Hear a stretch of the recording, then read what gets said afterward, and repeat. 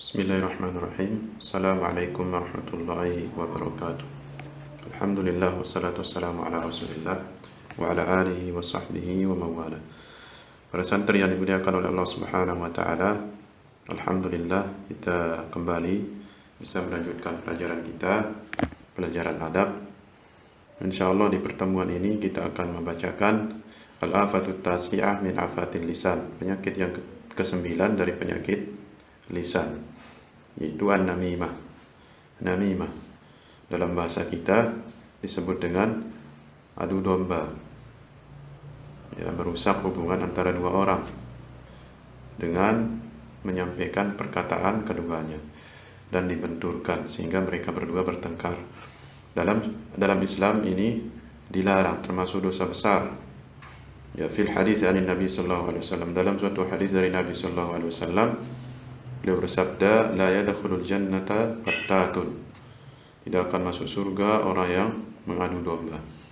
Ini ancaman yang keras bagi orang yang mengadu domba. Dalam hadis yang lain, Nabi sallallahu alaihi wasallam pernah melewati suatu kuburan dan beliau mengatakan, apa innahuma la yu'adzabani wa ma yu'adzabani fi kabirin, sungguhnya mereka saat ini sedang diazab, sedang disiksa, dan mereka tidak disiksa karena suatu perkara yang besar.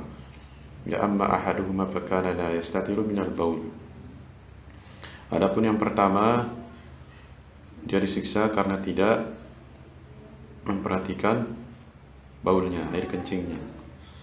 Wa ammal akharu fakana yamshi bin namimah. Adapun yang kedua, yang lain, dia disiksa karena suka namimah, mengadu domba, yang membuat hubungan antara dua orang rusak. Baik. Ini ancaman bagi orang yang mengadu domba. Nah, wa'lam anna an-namimata tutlaqu fil ghalibi ala qawli insanin fi insan. Tahuilah bahwasanya namimah, adu domba, itu biasanya disebut pada ucapan seorang pada orang lain.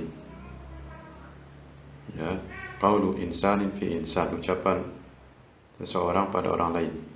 Mislan yaqul, seperti dia mengatakan, qala fika fulan kadza wa kadza, si fulan berkata kepadamu begini dan begitu, yang membuat dia tidak suka.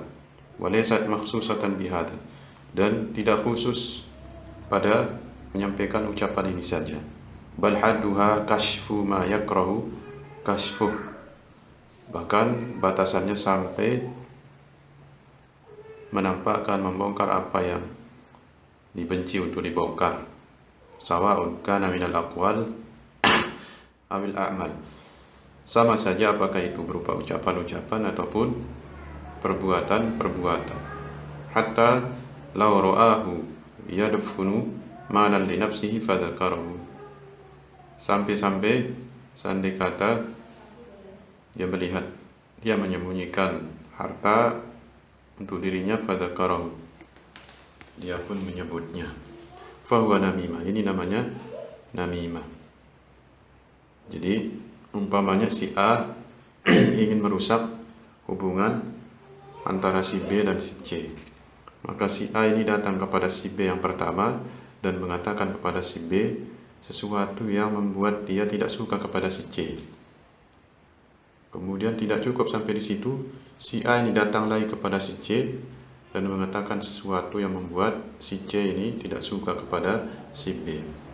Akhirnya si B dan si C bertengkar, ya, setelah si A membenturkan ucapan keduanya. Ini namanya namimah.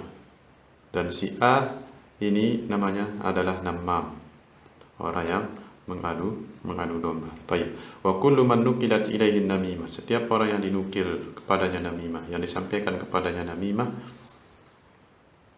mislu an yuqal, seperti dikatakan kepada dia, qala fika fulan, berkata si fulan kepadamu begini dan begitu. Ya.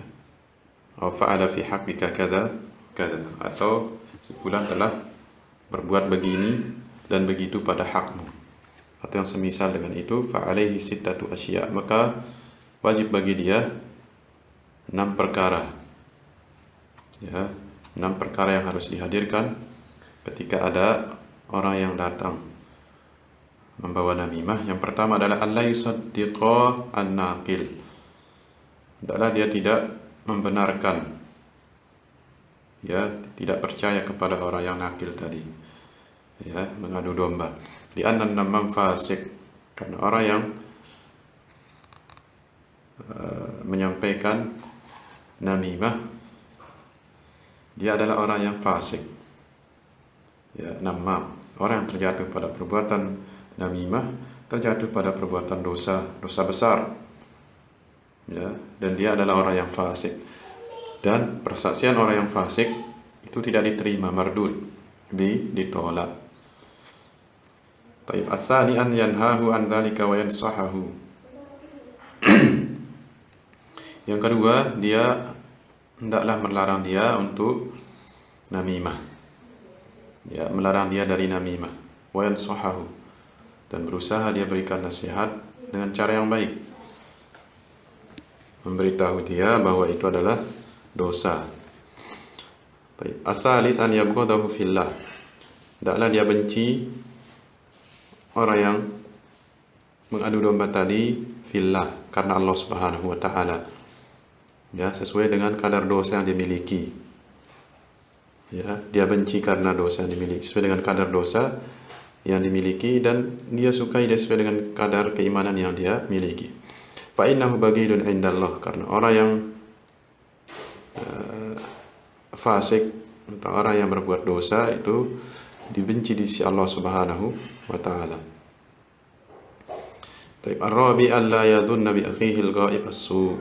Yang keempat, hendaklah dia tidak berburuk sangka kepada saudaranya yang tidak ada di hadapan dia. Ya, bahkan dia harus tabayyun, tasabbut, ya, mengecek, klarifikasi, dan menanyakan hal tersebut kepada saudaranya, apakah benar yang diucapkan oleh si fulan apa tidak. Tayyib. Al-khamis, kemudian yang kelima, alla yahmilahu ma hukiya lahu ala tajassus. Hendaklah apa yang diceritakan kepadanya itu tidak membawa dia untuk tajassus, memata-matai saudaranya atau mencari-cari kesalahan saudaranya. Berdasarkan firman Allah Subhanahu wa taala, wala tajassasu, jangan kalian mencari-cari kesalahan dan memata-matai saudara kalian. Kemudian yang keenam, alla yarda li nafsihi ma nahan nammamu an. Jangan dia ridho terhadap apa yang dilarang oleh si namam tadi.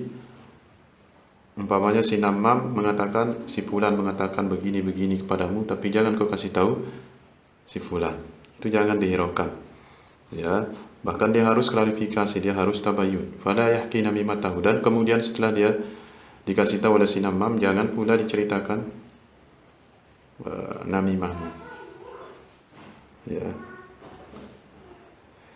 Ini dia 6 perkara yang harus diperhatikan tatkala ada orang yang datang ingin mengadu domba antara kita dengan saudara kita misalkan, maka kita harus hadirkan 6 hal ini. Demikian pertemuan kita kali ini, mudah-mudahan bermanfaat. Barakallahu fikum. Assalamualaikum warahmatullahi wabarakatuh.